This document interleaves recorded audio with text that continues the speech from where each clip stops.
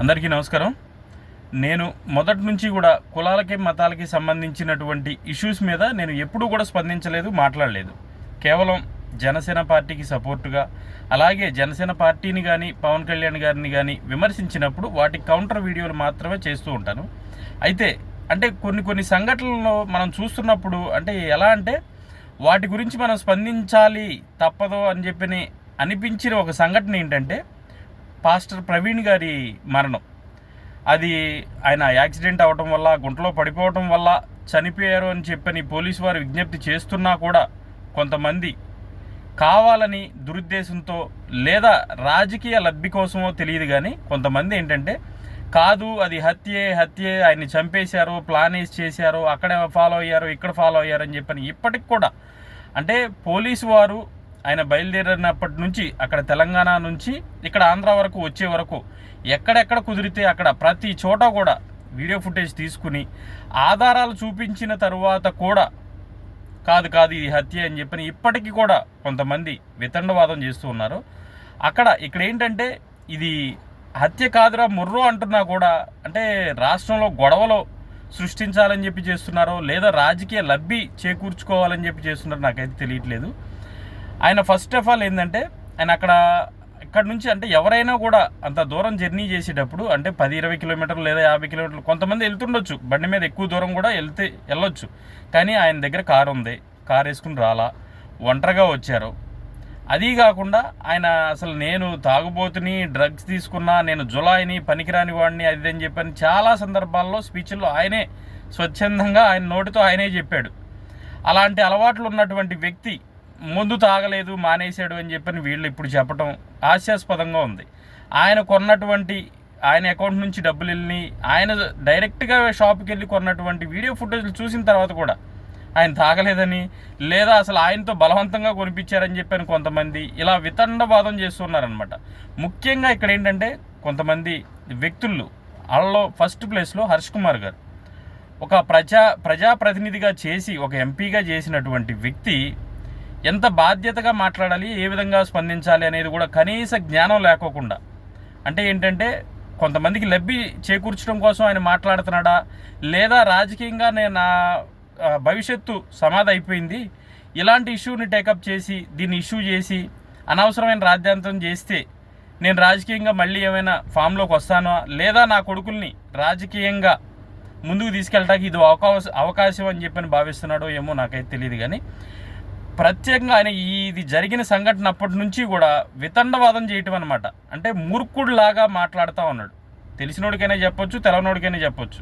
కానీ ఇలాంటి మూర్ఖత్వంగా ఒక ఎజెండాని టార్గెట్గా లేదా ఒక టార్గెట్ పెట్టుకుని దాన్ని మైండ్లో పెట్టుకుని ముందుకెళ్ళే వాళ్ళకి మనం ఎంత చెప్పినా కూడా వాళ్ళు వినరు. వాళ్ళు చెప్పిందే రైటు అని చెప్పని అంటూ ఉంటారు. ఈ హర్ష కుమార్ గారు ఇంత చిన్న గుంటలో పడితే చనిపోతాడా మనిషి అంటాడు. అంత తాగినటువంటి వ్యక్తి అక్కడి నుంచి పోనీ మీరన్నట్టే తాగలేదు అనుకుందాం, దగ్గర హైదరాబాద్ నుంచి ఈయన విజయవాడ రావటానికి 300 కిలోమీటర్లో, ఇక్కడ నుంచి మళ్ళీ రాజమండ్రి వెళ్తాకి 150 కిలోమీటర్లు, 450 కిలోమీటర్లో మిట్ట మధ్యాహ్నం జర్నీ చేసినటువంటి వ్యక్తి ఏ విధంగా ఉంటాడు? ఎండకి గేరెక్కిపోయి కళ్ళు తిరిగి అసలు మామూలుగానే మనం 10 కిలోమీటర్లు 20 కిలోమీటర్లు జర్నీ చేసి పడిపోయే విధంగా ఉంది ఎండలో. అలాంటి టైంలో అంత దూరం జర్నీ చేసి ఆ హెల్మెట్ పెట్టుకుని గాలాడుకోకుండా అంత దూరం జర్నీ చేసినటువంటి వ్యక్తి ఈ గుంటలో పడి చనిపోతాడా అంటే చెప్పలేం.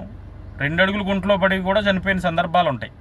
లేదా భారీ యాక్సిడెంట్ అయినా కూడా ఒక్కొక్కసారి ఆ మనిషికి ఆయుష్ ఉంటే చనిపోడు, బతుకుతాడు. కానీ ఆయన ఏంటంటే అంత దూరం జర్నీ చేశాడు, ఉన్నాడో లేదో కూడా పక్కన పెడదాం, ఆయన టైం అలా జరిగింది, ఆధారాలు చూపించిన తర్వాత కూడా జరగలేదు ఇది హత్య అని చెప్పని మూర్ఖుడు వలె మాట్లాడుతున్నావు చూడు హర్ష్ కుమార్. ఇది కరెక్ట్ కాదు. నువ్వేంటంటే 2 మతాల మధ్య చిచ్చు పెట్టడానికి లేదా నీ రాజకీయ లబ్ధి కోసం మాట్లాడుతున్నావు అనేది అర్థమవుతుంది.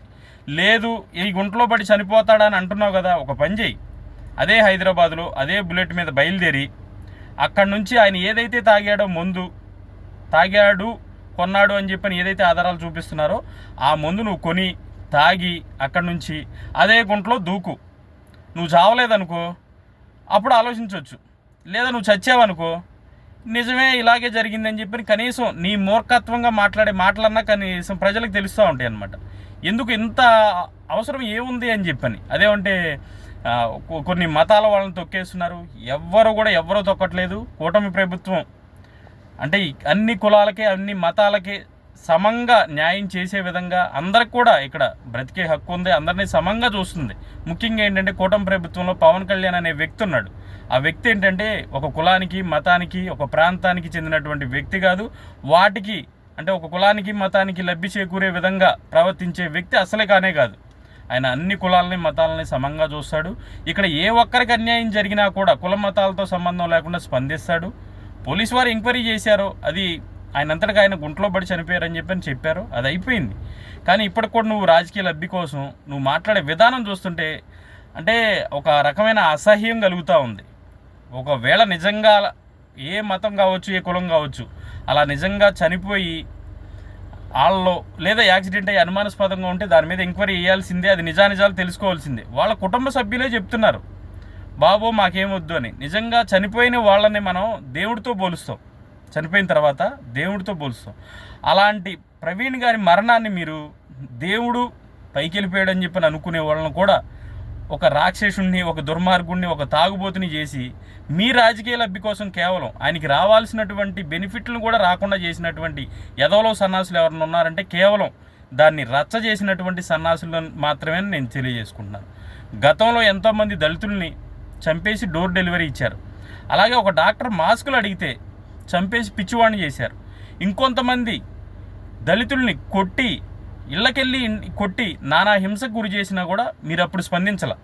ఎందుకు? దీనిలో ఏంటంటే క్లియర్గా మీరు ఒక వ్యక్తికి లబ్ధి చేకూర్చడం కోసం అలాగే రాష్ట్రంలో అలజడి సృష్టించడం కోసం మాత్రమే మీరు చేస్తున్నారనేది హర్ష్ కుమార్ గారు క్లియర్గా కనపడుతుంది.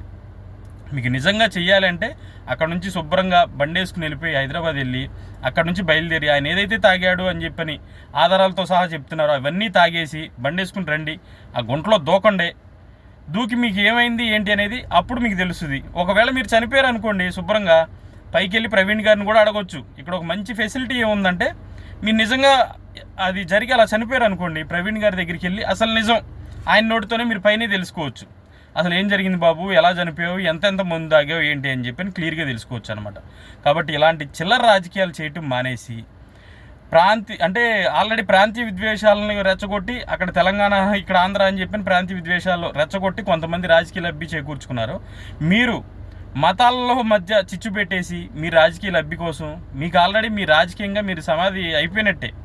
ఎందుకంటే నేను ఇప్పుడు చెప్తున్నా, మీరు ప్రత్యక్ష రాజకీయాల్లో నిలబడి మీరు జీవితంలో గెలవలేరు. ఎందుకంటే మీరు వద్దు, మేము కొన్ని మాటలు మాట్లాడకూడదు, కొంచెం కాంట్రవర్సీ టాపిక్లు కాబట్టి మాట్లాడకూడదు చెప్తున్నారు హర్ష్ కుమార్ గారు. మీరు రాజకీయంగా మీ రాజకీయ జీవితం సమాధి అయిపోయింది. దానికోసం మీరు ఎన్ని మతాల మధ్య కులాల మధ్య చిచ్చు పెడదాము లేదా ఈ కూటమి ప్రభుత్వాన్ని అబాసుపాలు చేద్దామని చెప్పి ఎంత ప్రయత్నించినా అది జరగదు. ఆయన క్రిస్టియనా హిందువా ముస్లిమా అనేది కాదు సమస్య ఇక్కడ.